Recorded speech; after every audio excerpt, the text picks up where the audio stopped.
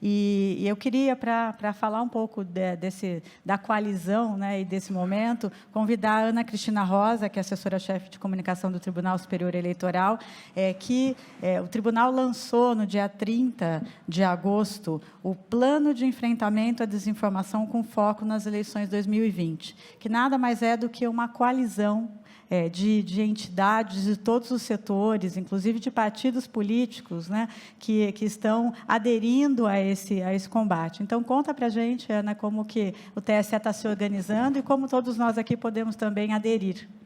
Claro, Patrícia, é um prazer. Eu vou também usar o púlpito.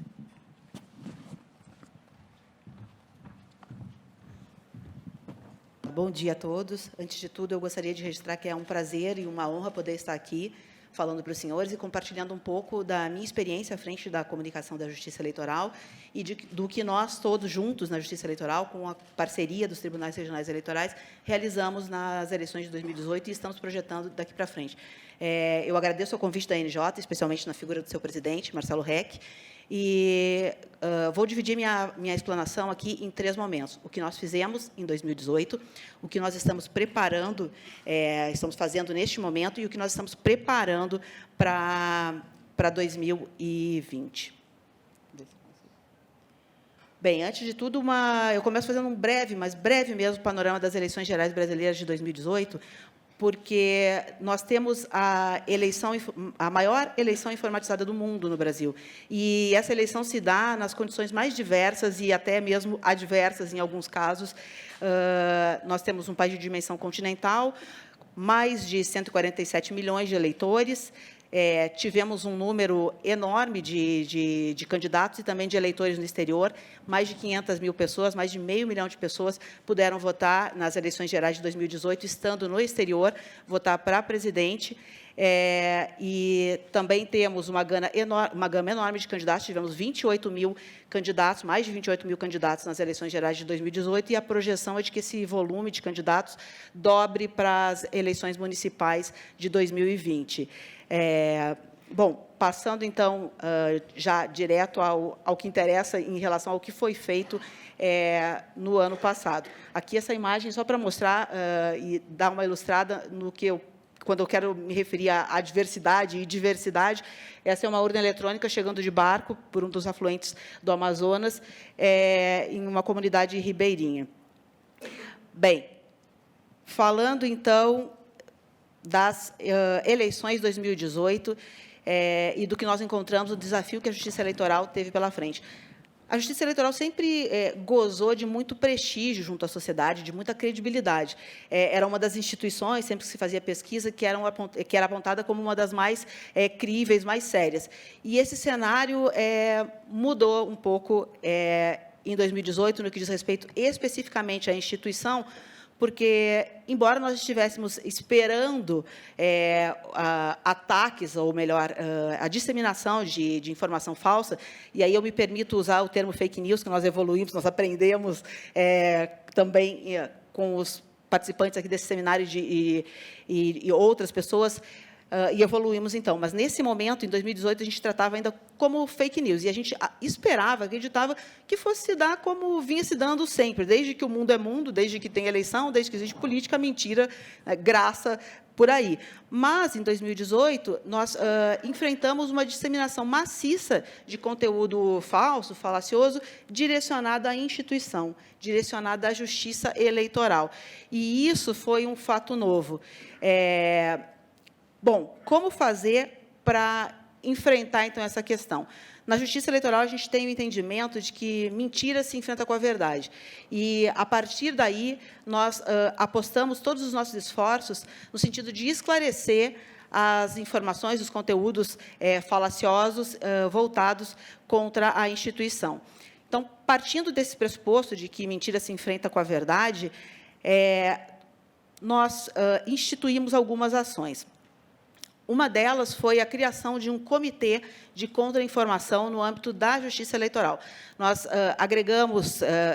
conjugamos esforços de 3 áreas da Justiça Eleitoral: assessoria de comunicação, assessoria de gestão eleitoral e assessoria de tecnologia da informação. Esse grupo de servidores, montamos uma equipe de servidores, uma equipe multissetorial, multidisciplinar, sob a coordenação da assessoria de comunicação do tribunal, foi encarregado, incumbido de desconstruir as informações falsas, as mentiras direcionadas à instituição, à urna eletrônica e ao processo eleitoral como um todo.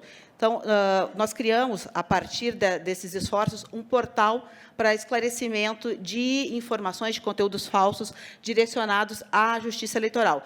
Durante o período do primeiro ao segundo turno, porque, na verdade, essas ações todas, embora tenham sido muitas e tenham tido um resultado efetivo, elas foram também desenvolvidas de uma maneira muito rápida, quase que um intensivo, porque nós fomos surpreendidos com esse tsunami de ataques à instituição no primeiro turno da eleição. O primeiro turno da eleição foi uma coisa, assim, uma experiência indescritível, porque era assim a sensação que a gente tinha que a gente estava sendo soterrado por as coisas mais absurdas possíveis e disseminadas numa velocidade muito rápida que nós não estávamos preparados para responder, porque era o uso do WhatsApp como uma ferramenta de disseminação de conteúdo, os grupos bombando, aquela loucura toda, e a gente com um corpo para responder a isso tudo, sem condições de dar a resposta nesse mesmo ritmo. Mas, apesar disso, nós conseguimos, então, através dessa página, esclarecer 33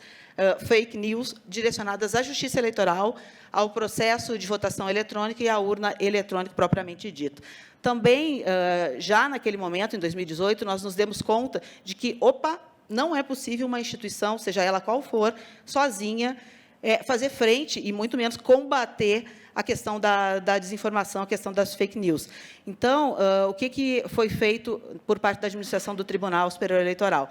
Foi feito um grande chamamento para que várias instituições e órgãos, como a Polícia Federal, o Ministério Público Federal, a Ordem dos Advogados do Brasil, também alguns partidos políticos, se engajassem nessa verdadeira cruzada de enfrentamento à desinformação. E, nesse sentido, entre o primeiro e o segundo turno, numa iniciativa pioneira, o tribunal colocou em prática uma iniciativa que foi chamada internamente como Grupo dos 30 Dias.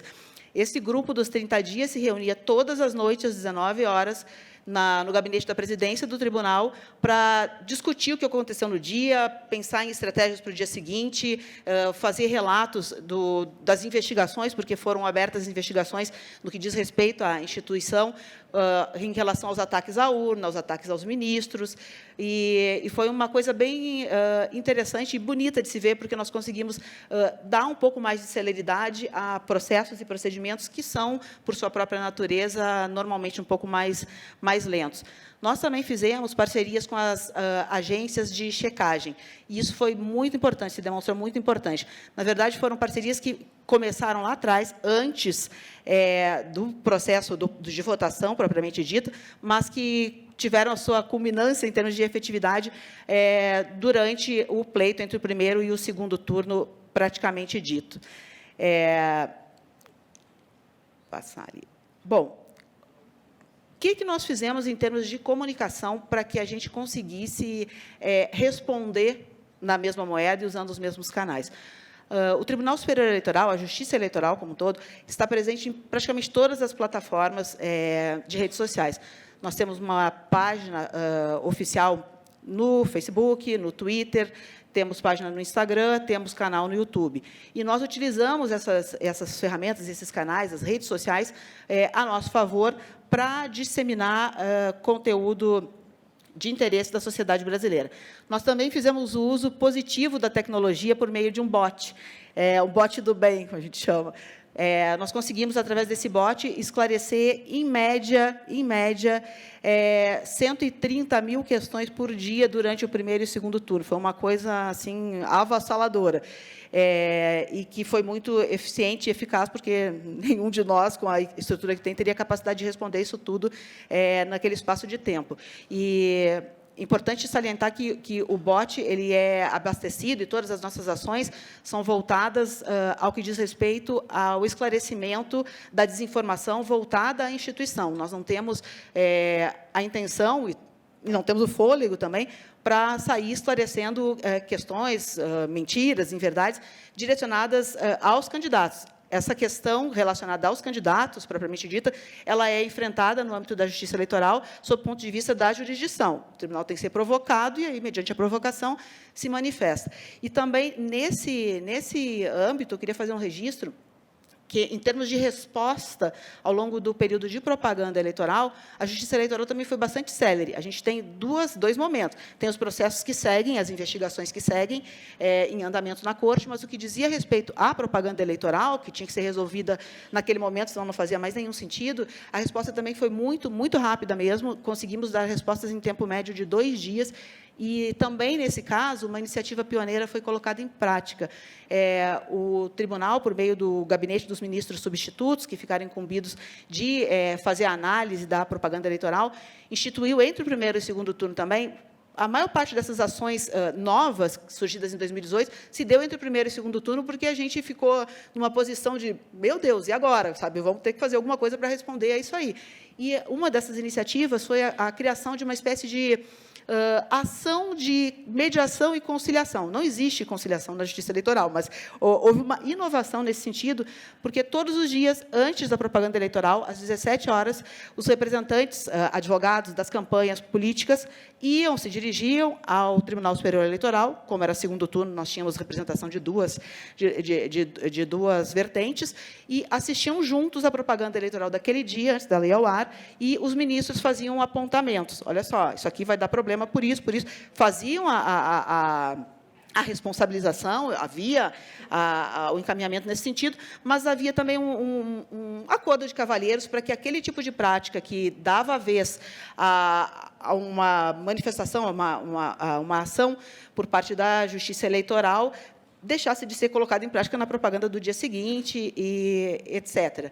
Aqui, algumas ações que nós colocamos em prática com base nas parcerias e apoios das plataformas de checagem. Nós, apesar de todas as dificuldades e de todos os problemas que nós enfrentamos por parte das redes sociais, por conta do uso das redes sociais, nós também fomos muito felizes em contar com parcerias de todas as plataformas, com exceção de uma, que não é exatamente uma plataforma, é um aplicativo de mensagens, enfim. Então, nós tivemos ações no Twitter, ações no Facebook, ações do Google, a busca de conteúdos relacionados à Justiça Eleitoral foi priorizada, o Twitter lançou hashtags, o voto importa, ações no mobiliário, intervenções no mobiliário urbano de grandes cidades, como aqui em São Paulo. O Facebook nos disponibilizou o megafone, que era um aviso que surgia no feed toda vez que a pessoa acessava a plataforma. Tivemos moments no tweets, assistente de dados também por parte do Google. A pessoa podia pesquisar no Google seu local de votação, informação sobre a sessão, e, no caso dos candidatos majoritários, também era possível pesquisar o programa de governo dos candidatos, tudo isso por meio de uma parceria onde os dados eram buscados diretamente nos servidores da Justiça Eleitoral. Bom, mas o que a gente está planejando, então, e o que a gente está fazendo? A partir da vivência de 2018, a Justiça Eleitoral se deu conta de que, é preciso aprofundar ainda mais essas parcerias, é preciso procurar aliados e é preciso conjugar esforços, porque não tem bala de prata, não dá para fazer nada sozinho e também não dá para combater o problema, dá para se preparar e enfrentar. E, nesse sentido, nós entendemos que o enfrentamento se dá, antes de tudo, através da educação. Pensando assim, em maio foi organizado e realizado um seminário por parte do TSE, em parceria com a União Europeia, e, nesse evento, nós contamos com a parceria e com a participação de, pelo menos, 4 pessoas que estão hoje aqui nesse evento. Eu fico muito feliz com isso, além dos meus companheiros aqui de painel, também a Thaís Gasparian, e nós aprendemos muitas lições neste evento. Uma delas foi parar de falar fake news e começar a falar desinformação, por várias razões, mas, sobretudo, porque a desinformação é uma expressão muito mais ampla e que abrange não só o que é em verdade, o que é falso, mas também o que está fora de contexto. Bom, então, a partir desse seminário, nós desenvolvemos uma série de produtos de comunicação. Um deles foi esse vídeo de enfrentamento à desinformação, onde nós produzimos 5 vídeos com uma síntese de avaliação e análise dos palestrantes desse seminário a respeito de uma série de temas, de por que não usar o termo fake news, da importância da checagem, o que pode ser feito, etc. E tal. Esses conteúdos todos estão disponíveis no canal do TSE no YouTube. Além disso, o tribunal lançou um comitê gestor do Programa de Enfrentamento à Desinformação. O programa foi lançado pela ministra-presidente Rosa Weber em agosto, e ele contempla 6 eixos de atuação.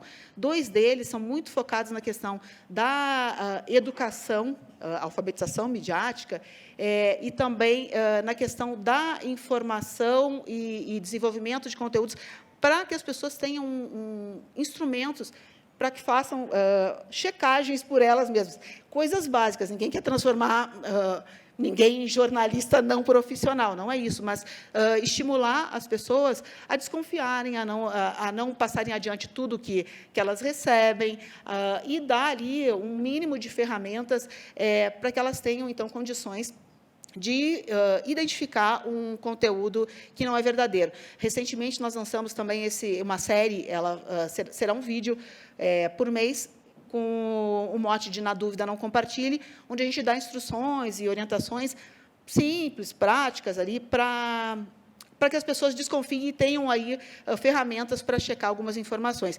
Esse programa de enfrentamento à desinformação, ele conta já com a adesão de 35 parceiros, 35 entidades, alguns partidos políticos, entidades de comunicação, agências de checagem.